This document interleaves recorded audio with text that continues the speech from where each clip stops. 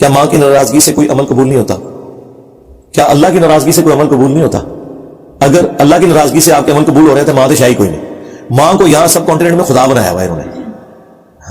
گاڑیوں کے پیچھے لکھا ہوتا ہے ماں کی دعا, لکھنا چاہیے ہاذا من فضل ربی. قرآن نے تو ہمیں نہیں کہا کہ آپ نے یہ لکھنا ہے.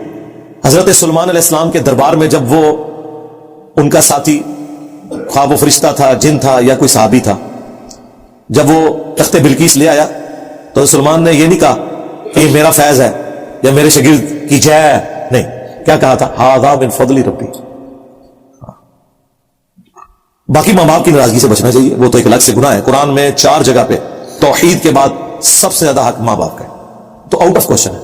لیکن سورہ لقمان میں آیا کہ اگر تیرے ماں باپ تجھے ابھاریں کہ تو میرے ساتھ کسی کو شریک ٹھہرائے, پھر ان کا حکم نہیں ماننا. شریک ٹھہرانے سے مراد صرف کفر نہیں ہے, اللہ کے احکامات کی خلاف ورزی کرنا شرک ہے. افرائیتا من اتخذ الہہ ہوا, بھلا اس شخص کو دیکھا جس نے اپنی خواہش نفس کو اپنا رب مان لیا ہوا ہے. یہ ذہن میں رکھیے گا. تو اللہ نے منع کیا ماں باپ کا کہنا نہیں ماننا جب میرے خلاف ابھارے. بخاری مسلم دونوں میں حدیث ہے, مولا علی اس کے راوی ہیں کہ ایک سفر کے دوران ایک انصاری کو نبی السلام نے امیر مقرر کیا.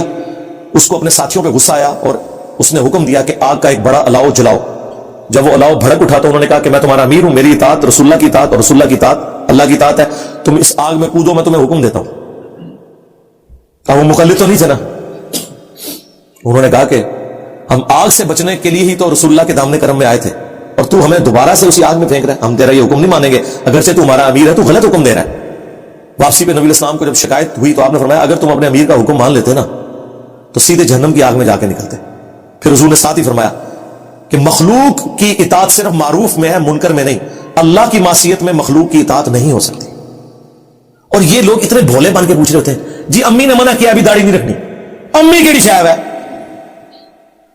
میں دودھ نہیں بخشاں گی. وہ تیرا دودھ تو ہے ہی نہیں تھا, تم تو اپنے چکروں میں تھے, اللہ نے اولاد دے دی. اب اس اولاد کے اوپر یہ یعنی احسان ٹھہرا رہے ہو کہ اللہ کا احسان اپنے متھے مارا ہوا ہے تم لوگوں نے. یہ اللہ کا حکم ہے کہ ماں باپ کے ساتھ اس نے سلوک کرنا ہے. یہ اللہ نے کہا کہ تیری ماں نے تجھے تکلیف سے اٹھایا ہے اور اس کا دودھ چھڑانا 2 سال میں ہے. اللہ نے یہ احسانات کیے ہیں کہ اولاد کی پرورش کا ذریعہ ماں باپ کو بنایا, اور پھر اس وجہ سے اللہ تعالیٰ نے کہا ان کے لیے دعا بھی کرو, رب ارحمہما کما ربیانی صغیرا. ان کے سامنے اف تک نہ کہو. اللہ نے تمہیں حق دیا تھا, ورنہ تو ماں باپ کے ساتھ وہی سلوک ہوتا ہے جو آج گورے کر رہے ہیں, اولڈ ایج ہاؤسز میں جا کے ان کو جمع کرواتے. ہم سب کانٹیننٹ کے لوگ اپنے ماں باپ کا احترام کیوں کرتے ہیں؟ اللہ کے ڈر کی وجہ سے. اور اللہ کے خلاف ماں باپ کھڑے ہو جائیں نہیں, لیکن اگر وہ کھڑے ہو, حکم نہیں ماننا, لیکن دنیا میں سورہ لقمان میں آیا کہ وہ شرک کرتے ہیں تو معروف طریقے سے ان کے ساتھ چلنا ہے, علاج کروانا ہے, نانو نفقہ پورا کرنا ہے, سب کچھ کرنا ہے, لیکن دین کے معاملے میں ان کا کوئی حکم نہیں ماننا جو اللہ اور اس کے رسول کے خلاف ہو. عز و جل صلی اللہ علیہ وآلہ وسلم. کیا ماں اپنے بچے کا حصہ وغیرہ کھا سکتی ہے یا استعمال کر سکتی ہے کسی بھی چیز کا؟ ابھی جنرل سوال ہے نا, مجھے اسپیسیفکلی آپ ہوتا تو اس کو جنرل سمجھیں کہ وراثت جو ہے وہ تو تقسیم ہونی ہے, وہ ماں نہیں, یعنی اگر باپ آپ کا مر گیا تو جو آپ کا حصہ ہے وہ آپ کو ملنا ہے, وہ ماں نہیں کھا سکتی. اور ماں کے مرنے کے بعد آپ کو حصہ ملنا ہے, ماں باپ اپنی اولاد کو آگ بھی نہیں کر سکتے, الا یہ کہ اولاد کافر ہو جائے یا اولاد ماں باپ میں سے کسی کو قتل کر دے.